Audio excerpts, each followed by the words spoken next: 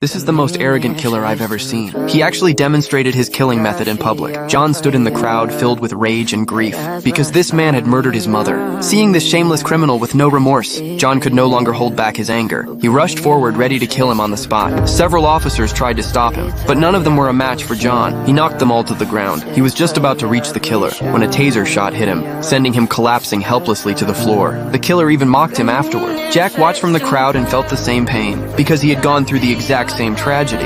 The pain and helplessness of losing a loved one. Only those who have lived through it can understand. Since there is no death penalty in Korean law, these criminals may be arrested, but with connections and dirty tricks, they walk out of prison freely in the end, even if the victims' families disagree. They can only swallow the pain of their loss. So Jack spent 20 years building a base for vengeance. Dedicated to punishing criminals who escaped the law, Jack owned a taxi company, and he carried out every mission driving the same model cab. So he named the team the Revenge Taxi. The team included hacker expert Anna, mechanics Mark and Tony, and Jack who planned every mission. Now they only needed a skilled driver, someone who could handle the taxi perfectly during missions. After seeing John's outburst earlier that day, Jack pulled strings that night to get his file. He opened it and saw John was a retired Special Forces soldier. Exactly the kind of talent they needed. After reading his background, Jack went straight to find him. He handed John a taxi driver business card, inviting him to join the Revenge Taxi and help take down criminals with them. John was heartbroken that he couldn't avenge his mother himself, but when he read the service description on the back of the card,